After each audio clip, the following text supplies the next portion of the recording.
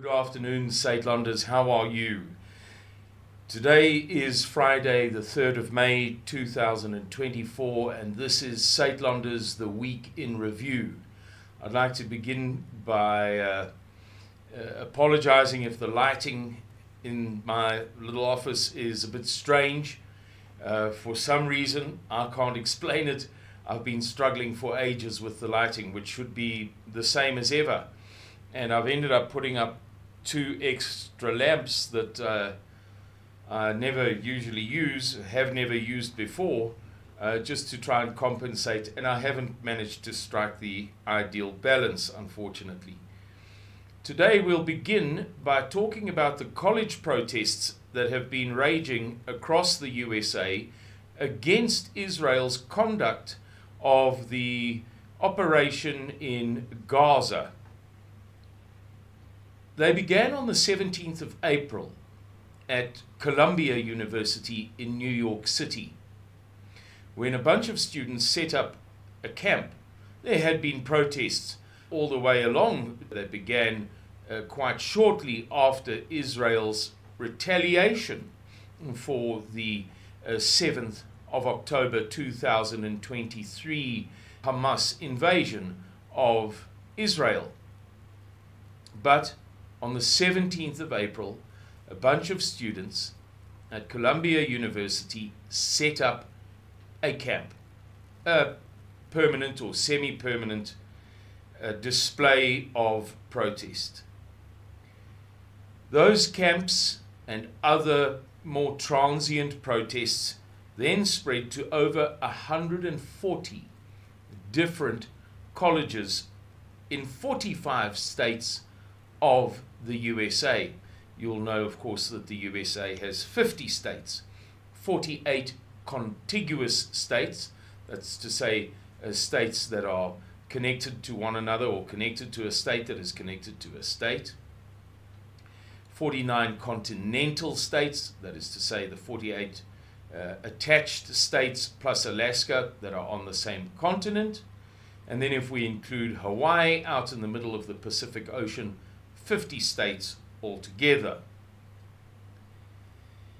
Now, 140 colleges is really not that many, or 145, given that the USA has over 4,000 university colleges. Nevertheless, these protests have attracted very much attention, and about 2,000 students have been arrested along the way throughout all of these protests. But, as I say, things began in earnest with the encampment from the 17th of April. And starting yesterday, on Thursday the 2nd of May, police began to move in on a number of the encampments. And that has been quite spectacular.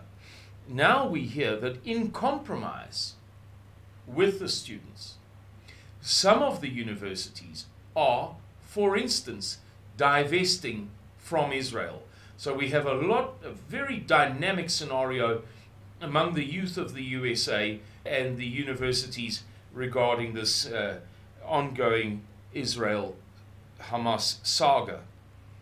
One irony that some of you may appreciate is that Columbia University, which agreed yesterday to divest entirely from Israel, and which was the site, as I've explained, of the first permanent or semi-permanent encampment in protest, is the home of the famous Frankfurt School. The Frankfurt School was the intellectual school of thought, a whole bunch of intellectuals, that was imported to the USA from Frankfurt in Germany, that provided the intellectual foundation for LGBTQ, women's rights to divorce, that there should be no argument, that any woman should be able to divorce any man at any time and keep the children, and this kind of very liberal notion of the destruction of marriage, very many communist ideas. So it's very, very ironic that this phenomenally liberal university has been hijacked in this way by forces that might be described as radically conservative.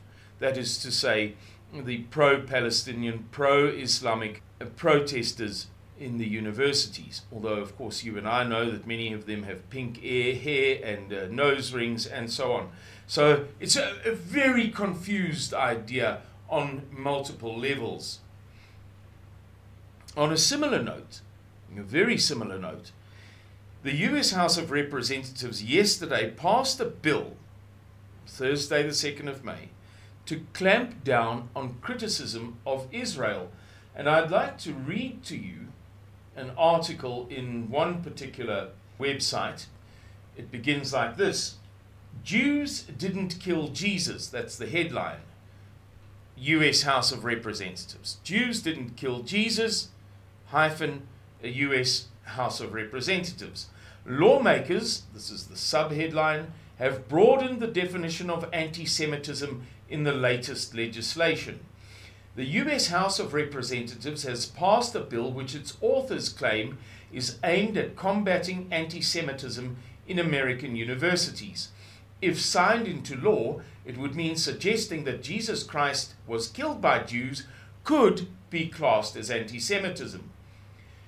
The Anti-Semitism Awareness Act contains a list of contemporary examples. Now, contemporary, this is very much Amer English, not correct English. Contemporary is meant to mean something in the past. If you and I were discussing the beginnings of rock music in the south of the USA, we might say contemporary exponents, contemporary experts, meaning the experts of that time, not of this time, not of the current, not of the present, not of the now, not of the modern day, but they're using it otherwise. Contemporary examples which have been shared online by social media users, including Republican Representative Marjorie Taylor Greene. Among the cases of hatred toward Jews mentioned in the document is using the symbols and images associated with classic anti-Semitism, e.g., claims of Jews killing Jesus or blood libel, in order to characterize Israel or Israelis. Now that is a direct quotation. I don't think a claim, a verbal claim, is tantamount to a symbol or an image, but that is the wording that they have used. Again, it's kind of Amer English. Approved by 320 votes to 91 on Wednesday, with 21 Republicans and 70 Democrats opposing, so 91 out of 411, the bill would require the US Department of Education to adopt a broad definition of anti-Semitism used by the International Holocaust Remembrance Alliance.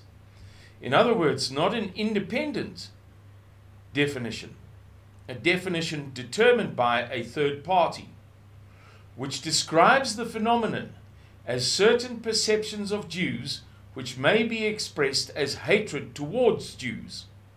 It gets better. Marjorie Taylor Greene was among the lawmakers who voted against the bill.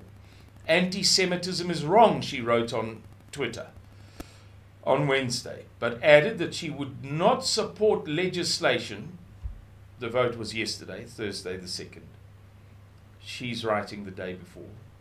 Hence, she would not support legislation that could convict Christians of anti-Semitism for believing the gospel that says Jesus was handed over to Herod to be crucified by the Jews. Other anti-Semitic acts mentioned in the bill include accusing Jewish citizens of being more loyal to Israel than to the interests of their own nations. Making allegations, I'm continuing to quote, about a world Jewish conspiracy and or of Jews controlling the media, economy, government, as well as drawing comparisons of contemporary Israeli policy to that of the Nazi. Why is this so relevant to us?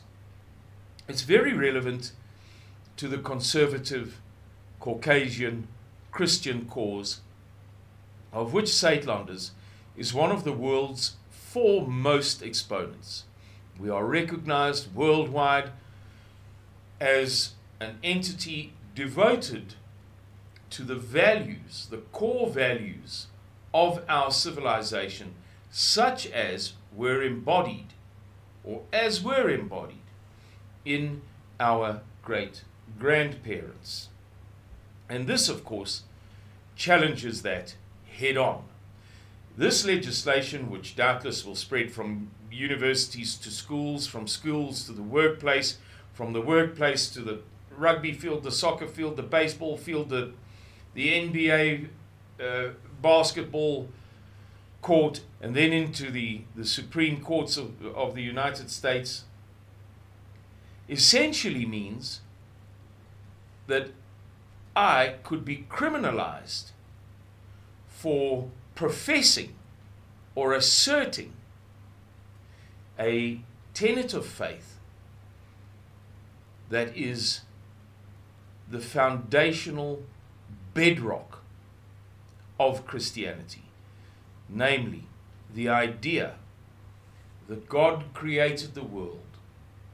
He saw that the world was wicked, and from the world he chose just one genetic strain as his own. Seeing that it too was imperfect and full of error, he sent his word, the word through which he created all things, to redeem those people. Those people rejected his word, his lamb. And he offered that salvation then to all mankind. And it is in that notion of rejection, whether you're an Israelite or not an Israelite, we know from the black and the white of the writings in the Bible that the Messiah, Jesus Christ, the Lamb of God, the Word of God, was sent to redeem and was rejected and was killed by those whom he was sent to redeem. Whereafter he was resurrected from the dead, demonstrating to us that he was indeed more powerful than death itself. He is divine. This is more than this we can argue. You, me, Methodist, Pentecostal, Assemblies of God, we can argue as long as the day is, as they say. But we cannot argue that rudimentary, that foundational doctrine of our faith. And it seems as if in these dark, dark times, it is just beginning that we should perhaps one day find ourselves unable to profess that most central of all truths of our belief. Moving on to an entirely different subject. Russia has been breaking through the Ukrainian front lines, particularly in the central sector, left, right, and center, on the pro-Ukrainian resources on the internet, such as liveuamap.com, a very heavily referenced resource. We see that the Russians have pushed in just a few days 8 kilometers through, 11 kilometers through, 12 kilometers through, and those tremendous advances have come with huge destruction of Ukrainian materiel. You will recall that when the invasion began, or shortly after the Russian special military operation in Ukraine began on Thursday, the 24th of February 2022, Vladimir Putin, his spokesman, the foreign minister, Sergei Lavrov, the spokesman of the foreign ministry, Maria Zakharova, made it clear that the only intentions of the Russians were to denazify the Donbass and to get Ukraine to agree on not joining NATO and so on and so forth. Now, the Donbass, as I've explained previously, stands for the Don River Valley Coal Basin. Don River Valley Coal Basin. And it encompasses mostly Donetsk and Luhansk. Luhansk in the north, Donetsk beneath, then we have Zaporizhia, Kherson, Mykolaiv, and Odessa oblasts. The war has expanded from those first 2 or 3 oblasts, 4 if you want to stretch a point, which can reasonably be described as falling into the Don River Valley Coal Basin, right the way to the doorsteps of Odessa. And on every front, it seems as if Russia is now comprehensively prevailing. And the biggest experts, the top guys in the world, are speaking as if the next natural step is for Russia to take both the city of Odessa and Odessa Oblast in the next phase of the war. And it certainly appears as if Russia is preparing a major summer offensive. Right now, it's not yet summer, although it's May. We would think of May, June, July, August as the classic summer months of the Northern Hemisphere. But it's not summer in terms of passability on roads, navigability. It's still cold by our standards and still very, very muddy. Steppe, as in the Russian steppe and the Ukrainian steppe, means flatlands. So when the winter snows and ice melt, they hang around for a long time, and it can sometimes be as late as June before the roads are hardened by the sun, all of the water is dried out, and conditions are summery, as you and I would think of summery conditions. But right now it's just about as wet as it could be. We've heard that the Russians have introduced the S-500 Prometheus surface-to-air missile, or anti-aircraft missile, or anti-missile missile, basically a missile that is fired from ground to intercept an incoming aircraft, drone, or cruise missile, or ballistic missile. The Russian S-300 system of a decade or two ago was probably the leading such complex, as the Russians call it.